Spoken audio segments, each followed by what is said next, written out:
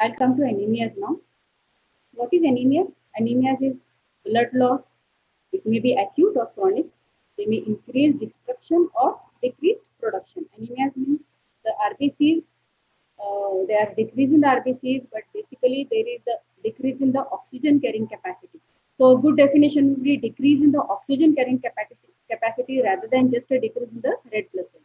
Because you need to have enough blood cells that functions and not just hypochromic blood cells. Okay. So what are the features of all anemias? Anemias, patient will complain of pallor, tiredness. Pallor, you will see weakness, dyspnea, palpitations, or even heart failure, because the heart will want to. There will be a higher output to maintain the anemic status. Now the adult reference ranges for RBC. You must be knowing this already. The hemoglobin that is in gram per deciliter in men and women, 13.6 to 17.2, and in women it's much lower. Hematocrit 39 to 49. Red cell count is 4.3 to 5.9 million.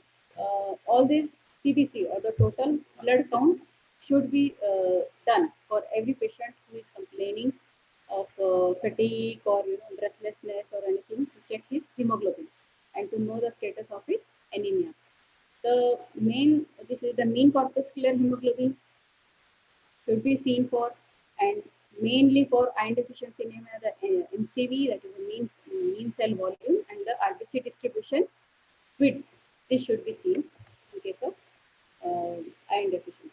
Now in the blood loss, in acute cases, just because of trauma, in accidents and all, there is a lot of blood loss, so the patient may end anemic. In chronic, especially the GI tract or the gynecological disturbances may cause anemia.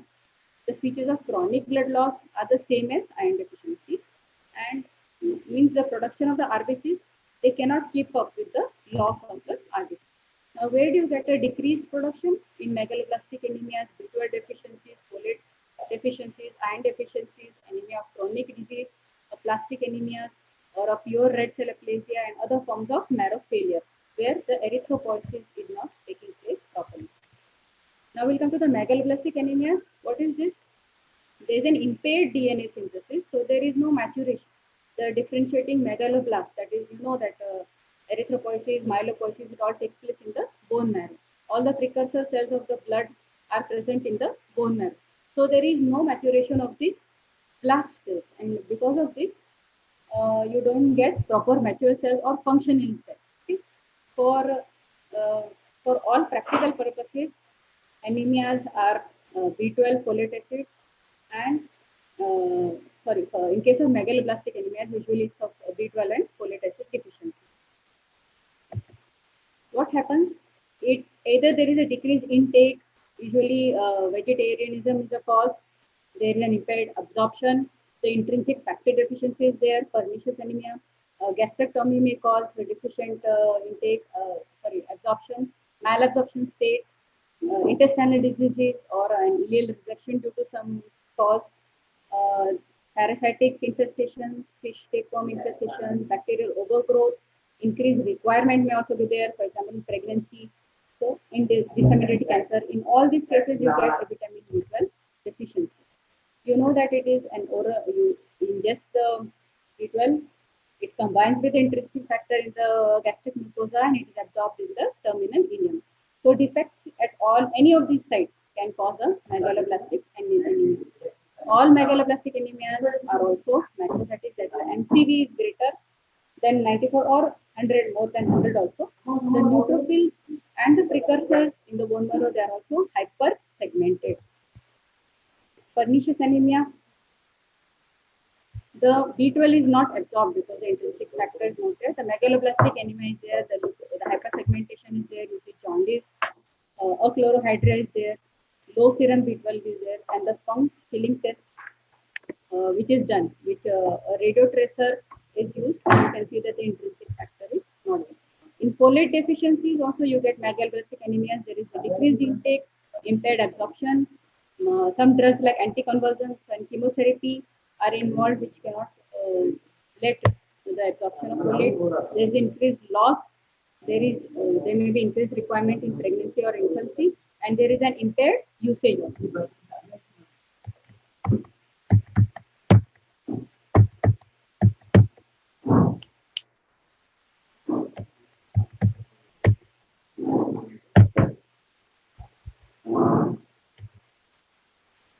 Yes, now we'll come to the iron deficiency anemia. This is same thing, increased loss or decreased intake. There is a microcytic or low MCV, hypochromia, that is low MCHC. There is a decreased red cell density speed. Blood loss is the main cause, and mostly iron is recycled in the body. You see the circulating erythrocytes when they go into the reticular endothelial store, into the plasma transparent iron, which is taken up by the liver. Again, they are taken to the marrow erythroid precursors, and again there is a cycle. The iron is recycled in the body. So, adult men and postmenopausal women who have GI blood loss, the GI blood loss is the main cause of the iron deficiency in adult men and postmenopausal women. In premenopausal women, the menorrhagia is a cause of iron deficiency anemia. If you see the PS picture, a central pallor is seen in the RBCs. You can see pencil cells are seen, the narrow cells are seen. There is a variation in the density of the RBCs. Some are broad, some are narrow. So this variation indicates iron deficiency anemia. Target cells can also be seen, and you can see some of the cells are smaller in size than the normal RBCs. That is microcytic RBCs. So it is a microcytic hypochromic anemia. What are the lab tests you can do? You can do a complete CBC count, complete blood count, serum ferritin levels should be measured, and bone marrow should be done ideally to check for the iron stores. A Persian blue staining is done, where you can see that uh, the bluish coloration in the bone marrow indicates that the iron stores are there, and if this is depleted, the iron deficiency anemia can be diagnosed. Okay.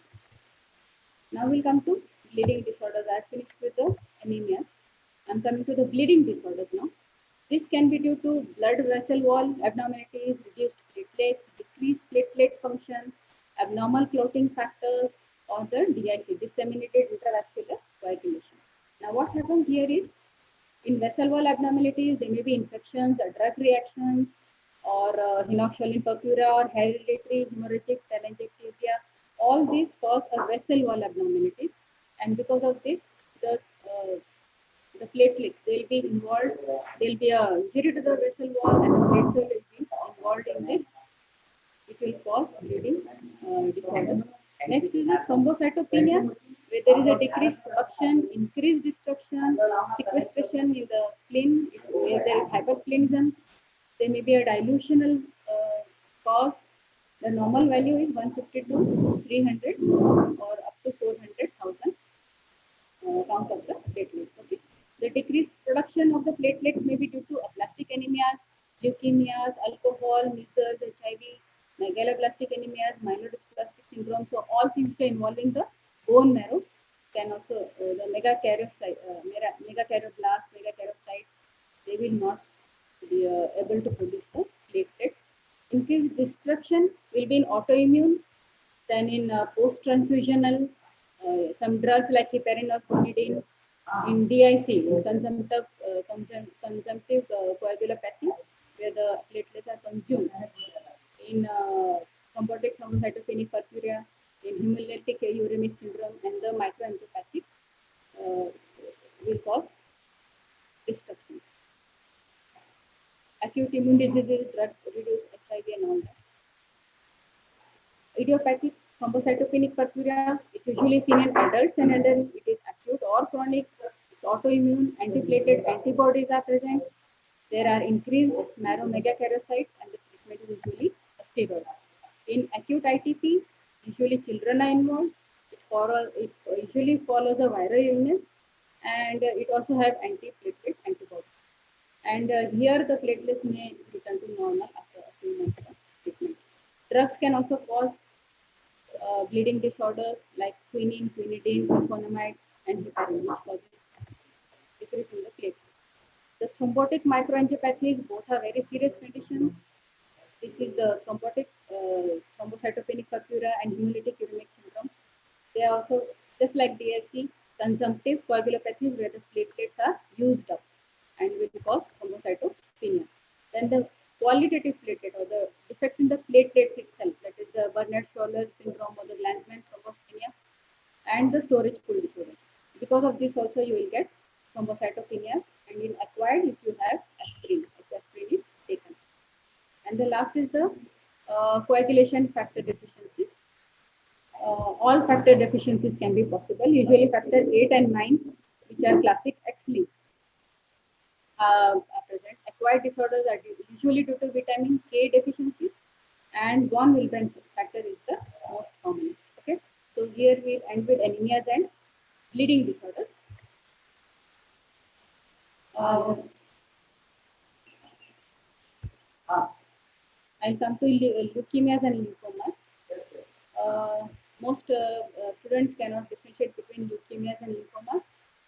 So leukemias are basically the malignant transformation of the WBC, usually seen in the blood, and the lymphomas are in the lymph nodes. Okay, but primary lymphomas have a leukemic phase also, and all leukemias of the lymphocytes only have a lymphoma counterpart.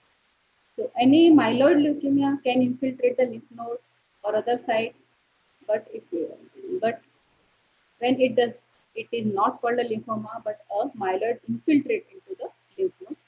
All lymphomas are malignant proliferation of lymphocytes and usually start in the lymph node, but can originate anywhere where there are lymphocytes. And all leukemias involve the bone marrow changes. The lymphomas, they may be nodal or extranodal. T or B lymphocytes are involved. They are small or large cells, follicular or diffuse, Hodgkin's or non-Hodgkin's. And usually the FAB classification, French, American, British classification, is popular for the lymphoma. Leukemias, acute or chronic are there. They may be myeloid, acute or chronic, lymphoid, acute or chronic. They may be present in childhood or adult. They involve the marrow.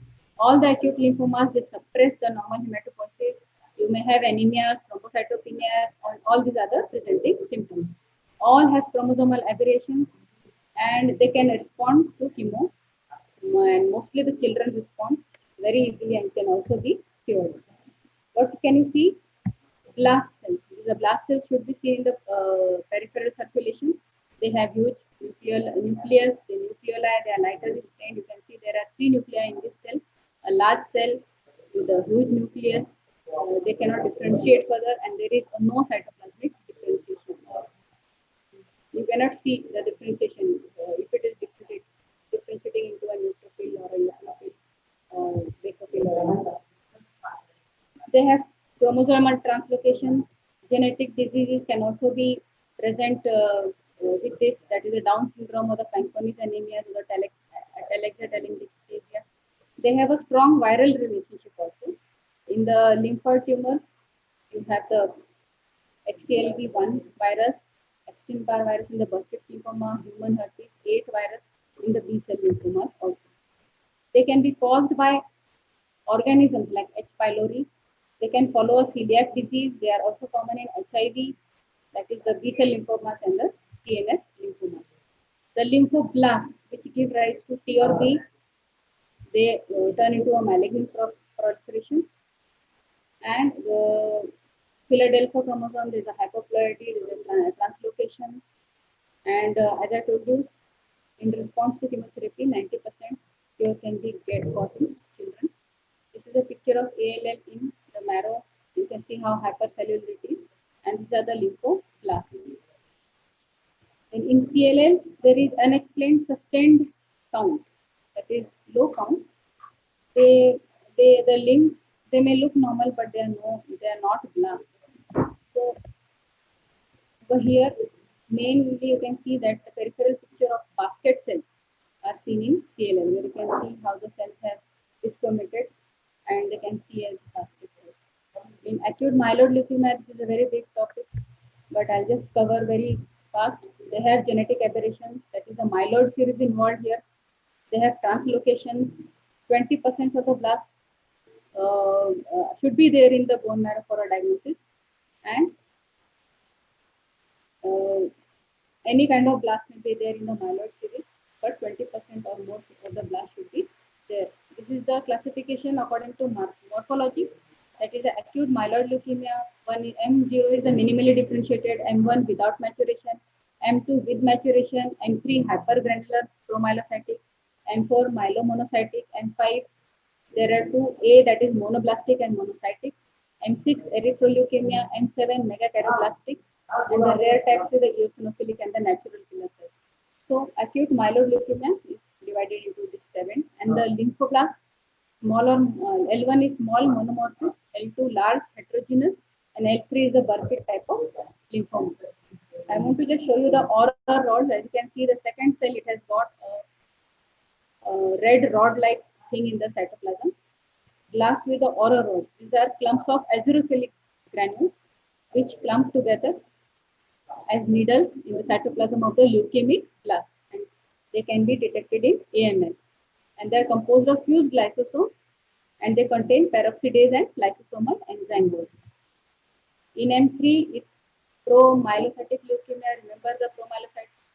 They have both nucleoli and non-specific granules, but the blast, they do not have any granules here.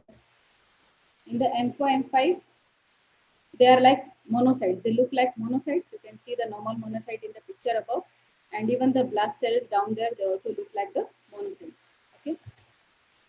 M6, M7, this is the erythroleukemia and the megakaryocytic leukemia. And the megakaryocytic is involving the megakaryocyte or megakaryoblast.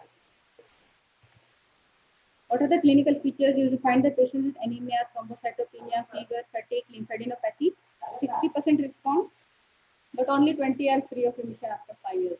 And worse, it is worse than the ALL. Okay. So this is just a bird's eye view of leukemia. You have to read in detail. You have to. I have not covered the normal proliferations of means from the blast cells to how they come to the mature cells. You have to read all that so that you will understand them better. I'll come to the next topic, that is the shock. What is shock? This is a cardiovascular collapse. Common pathophysiological features of shock, that is the inadequate cardiac output, inadequate blood volume, inadequate tissue perfusion, cellular hypoxia is there, and if it is uncorrected, it has very fatal outcome. So what is shock? Basically, it is a cardiovascular collapse. What are the types of shock? That is the cardiogenic shock, hypovolemic shock, septic shock, neurogenic shock. Cardiogenic is acute or chronic heart failure, hypovolemic hemorrhage or leakage, septic shock usually due to the endotoxin shock, and usually it's the number one killer in the ICU. Neurogenic shock, that is loss of the vascular tone. Anaphylactic, IgE mediated vasodilation and increased vascular permeability. So basically there is decrease in the perfusion of the tissues and the volume of the blood is less here. We'll come to the cardiogenic shock. The cardiogenic shock can be due to myocardial infarction, ventricular rupture, arrhythmias, cardiac tamponade, pulmonary embolism, basically heart failure or the poor pulmonary. Hypovolemic shock due to loss of fluid, due to hemorrhage, excessive vomiting, diarrhea, burns, or heat stroke. Septic shock. In the past papers, there is also a question on this septic shock. There is an overwhelming infection of the usually the gram-negative bacteria. They have these endotoxins and fungals also, and the superantigen. That is, there are polysaccharides. There are T lymphocyte activators that can induce systemic inflammation, and a cytokine cascade is produced, which will cause this toxic shock antigens by the Staph aureus. Endotoxins, these are usually the gram-negative bacteria which produce them. They are the degraded bacterial wall products. They are also called as lipopolysaccharides. They attach to the cell surface antigen and especially to the CD4, which will start a cytokine cascade. So you can see the lipopolysaccharides. You will have a plasma level high to this. Then you have the tumor necrosis factor, interleukin 1, interleukin 6, and interleukin 8 will follow after in the time. Now, what are the linear sequences? First, there is a systemic dilation, vasodilation, that is hypotension. There is a decreased myocardial contractility, diffuse endothelial activation, there is a leukocyte addition, alveolar damage is there, which will lead to ARDS, TIC, and the vital organ failure. And the CNS is the last to be involved. So, septic shock will involve first the vasodilation, endothelial activation, leukocyte addition, alveolar damage, and the vital organ failure. Stages, it's a non-progressive first, where all the vital organs are perfused. Compensatory mechanisms will come into action, and the vital organs will be perfused.